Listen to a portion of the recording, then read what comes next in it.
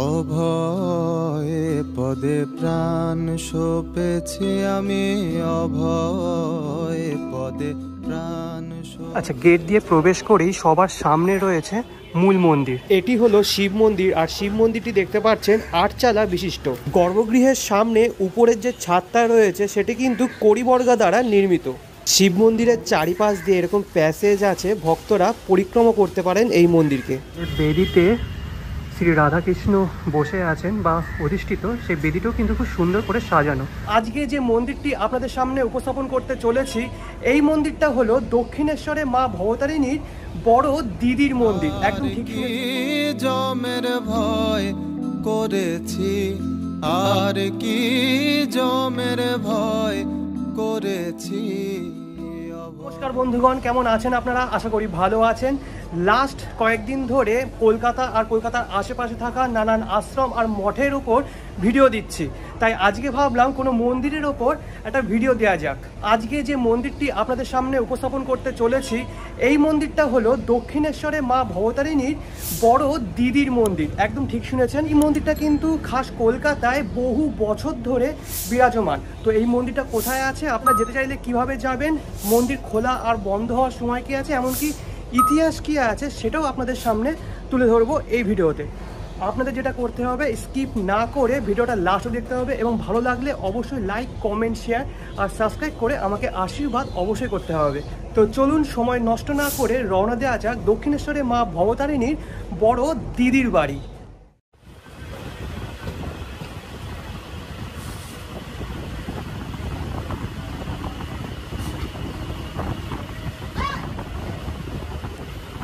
তো বর্তমানে আমি দাঁড়িয়ে আছি দমদম জংশনে। এখান থেকে ধরে নেব মেট্রো, গন্তব্যস্থল শোভাবাজার মেট্রো স্টেশন। আচ্ছা, তো আমি এখন দাঁড়িয়ে আছি শোভাবাজার মেট্রো স্টেশনের গেট নাম্বার 1-এর সামনে। এই গেট দিয়ে বেরিয়ে বাঁ দিকে আপনাকে যেতে হবে, অর্থাৎ হাতিবাগানের দিকে। তো এখানে একটা পেট্রোল পাম্প আছে, এই পেট্রোল পাম্পকে আপনি ল্যান্ডমার্ক হিসাবে চিহ্নিত করতে পারেন। এই যে রাস্তার পাশ দিয়ে আমি হাঁটছি, এই রাস্তাটার নাম হলো গ্রে স্ট্রিট। এর ওয়েদারটা কিন্তু দারুণ, হালকা হালকা বৃষ্টি পড়ছে, সেই গরমটা কিন্তু একদমই নেই, ঠিক আছে। এই রাস্তা দিয়ে যেতেই রাস্তার এপাশে খুব সুন্দর একটা রাধাকৃষ্ণের মন্দির পড়বে, আর রাধাকৃষ্ণের বিগ্রহ জাস্ট অসাধারণ, ঠিক আছে। এটিও কিন্তু আপনারা দর্শন করে নিতে পারেন। অপরূপ সুন্দর কিন্তু এই বিগ্রহ দুটি। যে বেদিতে শ্রী রাধাকৃষ্ণ বসে আছেন বা অধিষ্ঠিত, সেই বেদিটাও কিন্তু খুব সুন্দর করে সাজানো, লাইট দিয়ে, ফুল দিয়ে। আর দেখতে পাচ্ছেন শ্রী শ্রী রাধাকৃষ্ণের বিগ্রহের সামনেও এবং ছোট ছোট বিগ্রহ আছে। একদিকে আছে শ্রী শ্রী রাধাকৃষ্ণের অষ্টধাতুর বিগ্রহ, আর এদিকে অনেক নারায়ণ শিলাও রয়েছে। তো মন্দিরের সামনে কিন্তু একদমই ছিমছাম কাজ, আর সামনে একটা ছোট মতন এরকম উঠোন রয়েছে, উঠোনে বেশ সুন্দর গাছপালাও রয়েছে। তো এই মন্দিরটা তো আপনাদের দেখালাম। এই মন্দিরটার নাম যেটা জানতে পারলাম সেটা হলো দ্বারিকের মন্দির। তো চলুন আসল গন্তব্যস্থলে যাওয়া যাক। অঞ্চলে অর্থাৎ হাতিবাগানে কিন্তু একটা বড় পুজো হয়ে থাকে, যেটি হলো হাতিবাগান সার্বজনীন। আগের বছর আপনাদের দেখিয়েছিলাম, থিম করেছিল দোসর, আর এবছরও আপনাদের দেখিয়ে দেবো যখন দুর্গাপুজো আসবে। আচ্ছা, আমি এই দিক দিয়ে আসলাম, অর্থাৎ শোভাবাজার মেট্রো স্টেশন থেকে 7 থেকে 8 মিনিটের হাঁটা পথে পৌঁছে গেলাম হাতিবাগান।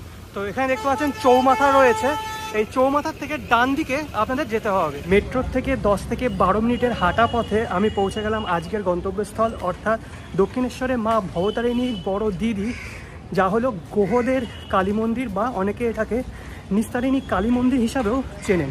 আচ্ছা, তো আমি এই সাইড দিয়ে আসলাম।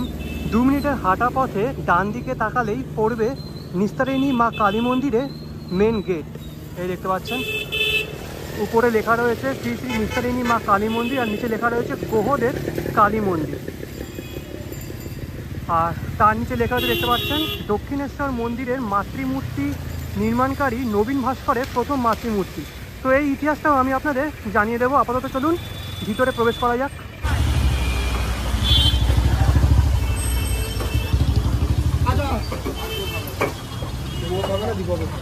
তো তোরণ দিয়ে দুপা হাঁটলেই ডান দিকে পড়বে এই সুপ্রাচীন মন্দিরটি।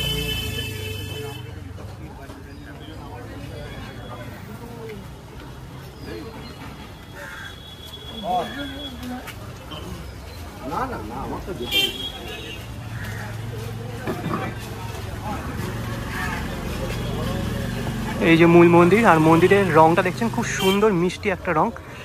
আর মন্দিরটি কিন্তু প্রায় 200 বছর প্রাচীন। আর মন্দিরে প্রবেশ করার দুটো গেট আছে, এই যে একটা আর এপাশে একটা। আর মাঝখানে শ্রী শ্রী ঠাকুর রামকৃষ্ণ পরমহংসদেবের একটি ছবি রয়েছে।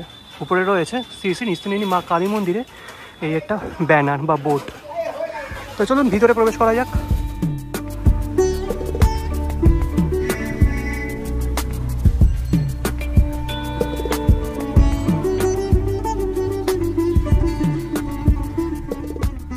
শ্রী শ্রী মা নিস্তারিণী কালী মন্দির প্রতিষ্ঠিত হয় বাংলার 1257 বঙ্গাব্দে ও ইংরেজি 1850 খ্রিস্টাব্দে।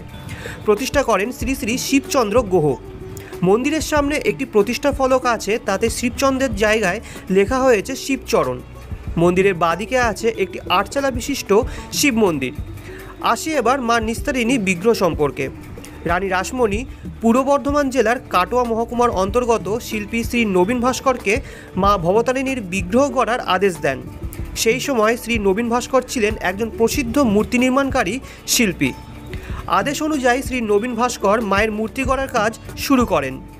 নির্মাণ করার পর সেই মূর্তি দক্ষিণেশ্বর মন্দিরের গর্ভগৃহের তুলনায় আকারে ছোট হওয়ায় সেই প্রতিমা রানীর বাড়িতে দীর্ঘদিন সুরক্ষিত ছিল। পুনরায় নবীন ভাস্কর বিগ্রহ তৈরি করলেন, কিন্তু এবার সেই বিগ্রহ গর্ভগৃহের তুলনায় সামান্য বড় হলো। শেষমেশ তৃতীয়বারের জন্য যে বিগ্রহ নির্মিত হলো সেটি বর্তমানে দক্ষিণেশ্বর মন্দিরে মা ভবতারিণীর রূপে নিত্য পূজিত। প্রথম যে বিগ্রহটি নির্মাণ করেন তা মা নিস্তারিণী নামে এই মন্দিরে 1217 বঙ্গাব্দে ও ইংরেজি 1850 খ্রিস্টাব্দে প্রতিষ্ঠিত হয়। দ্বিতীয় বিগ্রহটি মা ব্রহ্মময়ী কালী রূপে 1259 বঙ্গাব্দে ও ইংরেজি 1853 খ্রিস্টাব্দে প্রতিষ্ঠিত হয় বরানগরে প্রামাণিক কালীবাড়িতে। জানা যায় 3টি বিগ্রহ একটি কোষ্ঠীপাথর থেকে নির্মাণ করা হয়েছিল। মা নিস্তারিণী হলেন মা ভবতারিণীর বড় বোন। এই রূপ প্রচলন আছে। 2 বোনের রূপ এক, শুধু আকারে স্বল্প পার্থক্য। আচ্ছা, গেট দিয়ে প্রবেশ করেই সবার সামনে রয়েছে মূল মন্দির, যেখানে মা নিস্তারিণী দেবী অধিষ্ঠিত। আর তার ঠিক পাশেই রয়েছে একটি 8 বিশিষ্ট শিব মন্দির। এই শিব মন্দিরের পাশে রয়েছে বজরংবলীর একটি বিগ্রহ। সাধারণত কোনো কালী মন্দির আপনারা নবরত্ন বা পঞ্চরত্ন স্থাপত্যশৈলীতে দেখতে পাবেন, কিন্তু এই মন্দির দালান বিশিষ্ট। মন্দিরের সামনে 4টি বৃহতাকার থাম রয়েছে। প্রথম অংশ ছোট নাট মন্দির হিসেবে ধরা যেতে পারে এবং তারপরেই রয়েছে মন্দিরের মূল গর্ভগৃহ। উঁচু ভিত্তি প্রস্তরের উপর শিব মন্দির ও মূল মন্দির প্রতিষ্ঠিত। মন্দিরের এক পাশে রয়েছে 8 বিশিষ্ট শিব মন্দির, আগেই আপনাদের দেখালাম। তো চলুন এবার মন্দিরে থাকা শিবলিঙ্গটি দর্শন করা যাক। আর মন্দিরটি কিন্তু বেশ উঁচু। মন্দিরের ভিতর যে শিবলিঙ্গটি দেখতে পাচ্ছেন এটি কিন্তু কোষ্ঠী পাথর দ্বারা নির্মিত। আর এই শিবলিঙ্গের নাম শান্তিনাথ। এই শান্তিনাথ নামক শিবলিঙ্গটি নিত্য পূজিত। এই শিব মন্দিরের চারিপাশে কিন্তু একটা প্যাসেজ আছে। যে সকল ভক্তরা এই শিবলিঙ্গ দর্শন করেন এবং প্রণাম করেন, তারপরে তারা এই মন্দিরকে পরিক্রমাও করেন।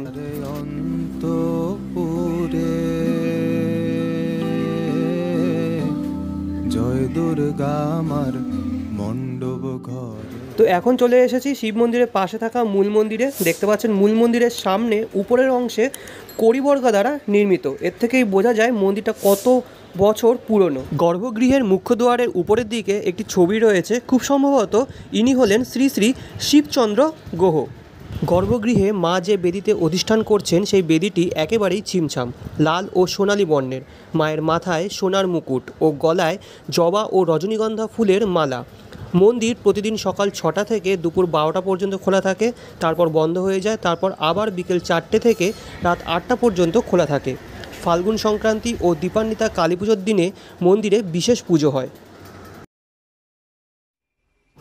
সমস্যায় জর্জরিত অবস্থা থেকে দেবী নিস্তার বা মুক্তি দেন বলেই দেবীর নাম মা নিস্তারিণী। মন্দিরটি আকারে ছোট হলেও মন্দিরের মাহাত্ম্য অনেক বড়।